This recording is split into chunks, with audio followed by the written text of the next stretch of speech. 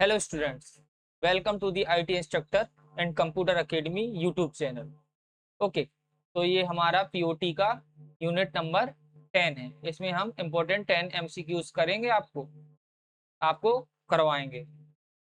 ये पीओटी का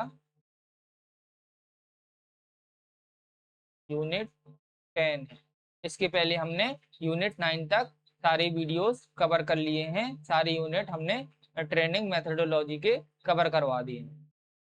यूनिट 10 का नाम है हमारा इंटरप्रेट एनएसक्यूएफ एंड क्यूपी। ये हमारा चैप्टर का नाम है। ओके, तो इसको हम कंप्लीट करेंगे। जो 10 एमसीक्यूज हैं आपके यूनिट 10 के अंदर, जो इंपॉर्टेंट एमसीक्यूज हैं उसको आज हम कंप्लीट करेंगे। ओके, तो अगर आपको वीडियो अच्छे लग रहे होंगे, जो प्रीवियस वीडियो डाले हैं, तो आपको क्या करना है, सारे वीडियोस को वॉच कर लेना है। अगर आपके पास टाइम कम है तो 2x की स्पीड में आपको देख लेना है। 2x की स्पीड में आप देख लेंगे, सारे वीडियो वॉच कर लेंगे, आंसर देख लेंगे, क्या क्वेश्चन पढ़ाए जा रहे हैं, क्या इसके आंसर्स हैं। क्योंकि आपको जो CITS का फाइनल एग्जामिनेशन है उसमें ये हेल्पफुल होने वाले हैं। ठीक है, और उस कुछ भी आपको कमेंट्स करना है, कुछ फीडबैक देना है, तो आपको कमेंट बॉक्स में फीडबैक कर सकते हैं, फीडबैक दे सकते हैं।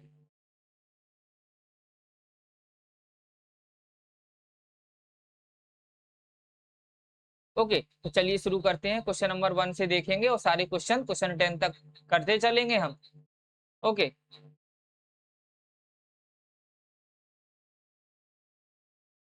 क्वेश्चन नंबर 1 करते हैं। क्वेश्चन नंबर 1 में क्या कह रहा है, what does QP stand for the context of NSQF.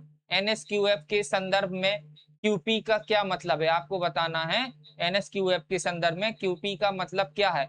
Option A quality pack, option B qualification process, या ऑप्शन सी क्वालिफिकेशन फैक्ट, या ऑप्शन डी क्वालिटी प्रोसीजर। इनमें से बताना है क्या करेक्ट आंसर होने वाला है। करेक्ट आंसर क्या हो जाएगा आपका, क्यूपी का मतलब होता है क्वालिफिकेशन पैक। आपका सी आंसर हो जाएगा, क्वालिफिकेशन पैक। क्वेश्चन नंबर 2 देखते हैं। क्वेश्चन नंबर 2 करते हैं। क्वेश्चन नंबर 2 में क्या बोल रहा है, what is one key elements of the NSQF. NSQF का एक प्रमुख तत्व क्या है, आपको बताना है। What is one key elements of the NSQF. NSQF का एक प्रमुख तत्व क्या है, आपको बताना है। Option A principle for recognising skill proficiency, कौशल दक्षता को पहचानने के सिद्धांत। Option B focusing on single sector, एक ही सेक्टर पर फोकस कर रहे हैं। Option C limiting job opportunities, नौकरी के अवसर सीमित करना। या फिर option D reducing education standards, शिक्षा मानकों को कम करना। करेक्ट आंसर क्या हो जाएगा आपका, करेक्ट आंसर हो जाएगा आपका option A principles for recognising skill proficiency. ठीक है, कौशल दक्षता को पहचानने के सिद्धांत। आपका करेक्ट आंसर हो जाएगा ऑप्शन 2। क्वेश्चन नंबर 3 करते हैं। क्वेश्चन नंबर 3 का करेक्ट आंसर क्या होगा, आपको कमेंट पे बताना है। Question 3, what are the 5 domains known as level description in NSQF. NSQF में स्तर डिस्क्रिप्टर के रूप में जाने वाले 5 डोमेन कौन से हैं, आपको बताना है। इसका राइट आंसर क्या होने वाला है। Option a process, theoretical knowledge, practical skill, personal skill, या फिर रिस्पॉन्सिबिलिटी।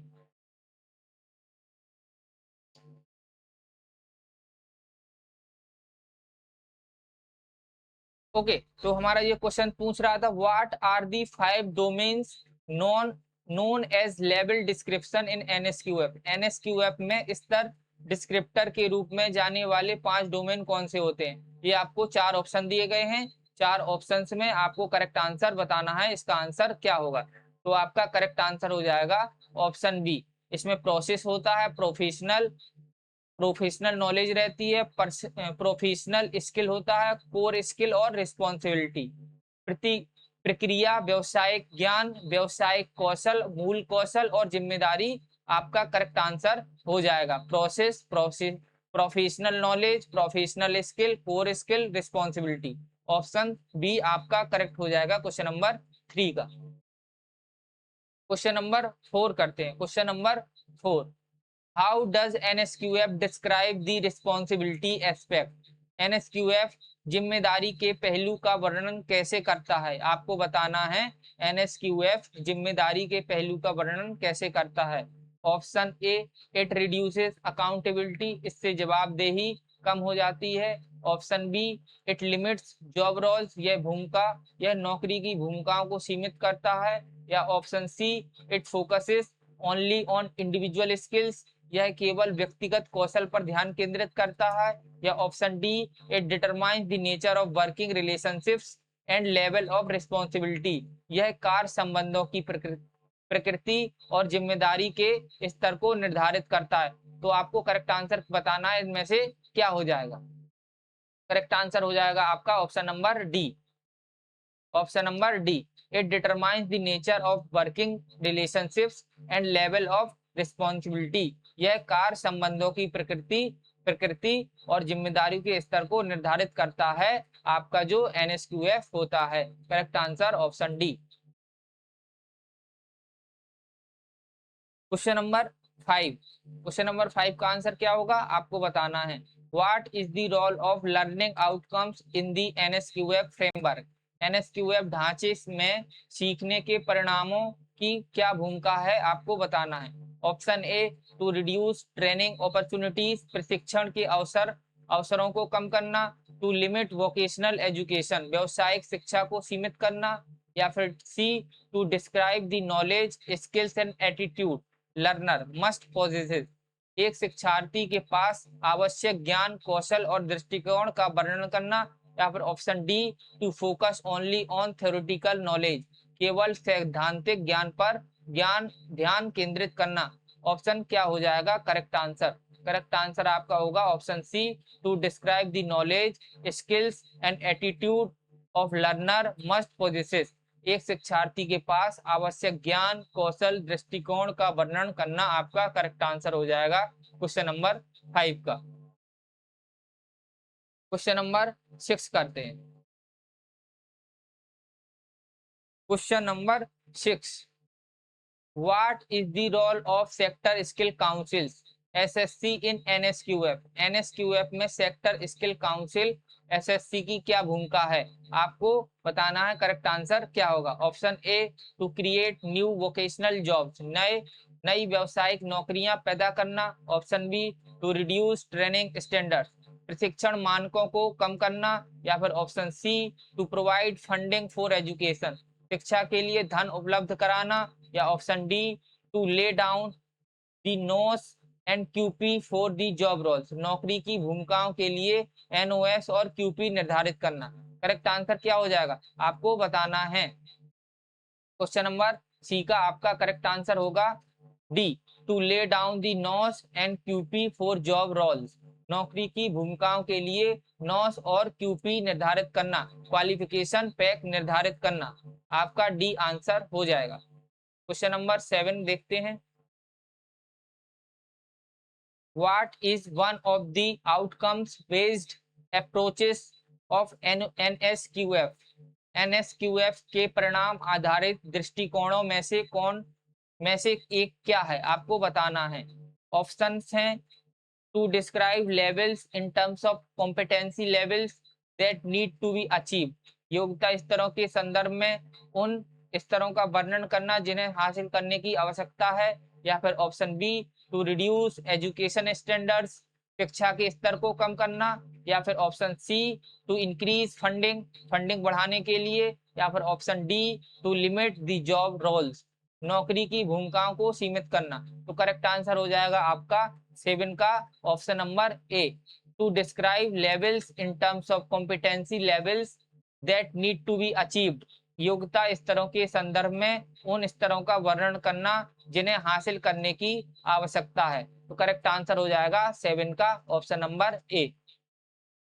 क्वेश्चन नंबर 8 देखते हैं। 8th में क्या पूछ रहा है, क्या बोल रहा है question number 8, what is the purpose of creating qualification PACS? योग्यता पैक क्यूपी बनाने का उद्देश्य क्या है? आपको आंसर कमेंट करना है, बताना है कि क्या आंसर इसका होगा। To create new vocational jobs, नई व्यवसायिक नौकरियां पैदा करना, या फिर टू लिमिट ट्रेनिंग अपॉर्चुनिटीज, प्रशिक्षण के अवसरों को सीमित करना, या फिर option C to align NOS to job roles and drive curriculum and assessments.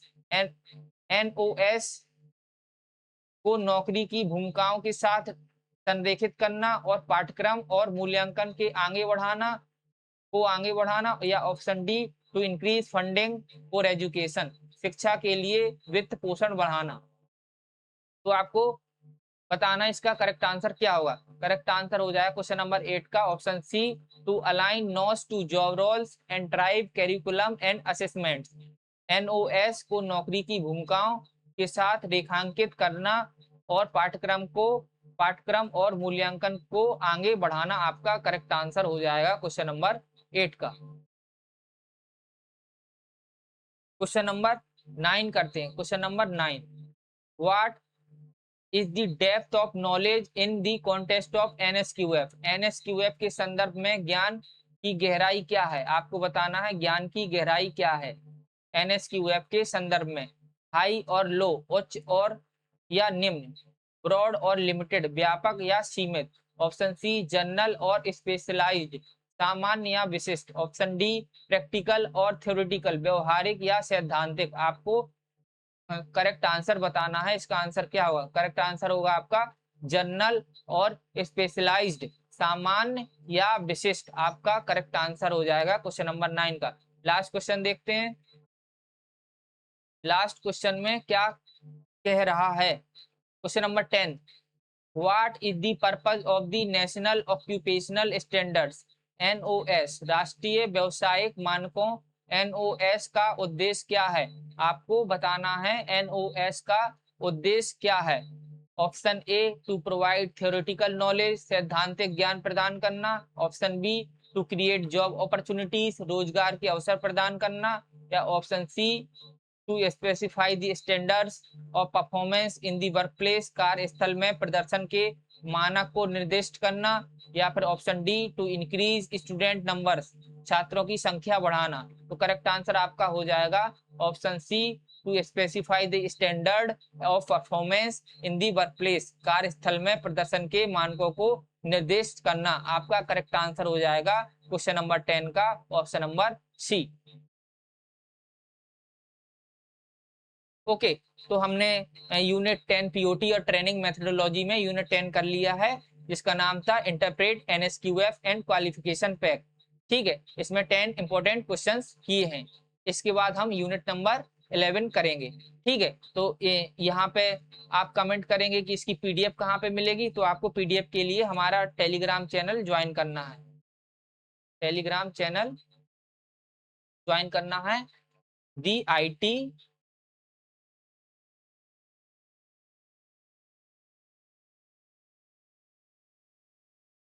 Instructor computer academy. ये आप यूजर नेम डाल देंगे टेलीग्राम में, तो आपको ज्वाइन हो जाएंगे हमारे टेलीग्राम चैनल पर। ठीक है, तो आपको टेलीग्राम चैनल ज्वाइन कर लेना है और वहां पे आपको सारी पीडीएफ मिल जाएंगी। अगर आपको वीडियो अच्छा लगा हो तो आप वीडियो को लाइक करें और अपने दोस्तों के साथ शेयर करें। और कुछ भी आपको पूछना हो, क्वेश्चन क्वेरी हो, तो कमेंट बॉक्स पर ड्रॉप कर दें। Okay, thank you. Next class में मिलते हैं, जो हमारा यूनिट नंबर पीओटी का 11 होगा।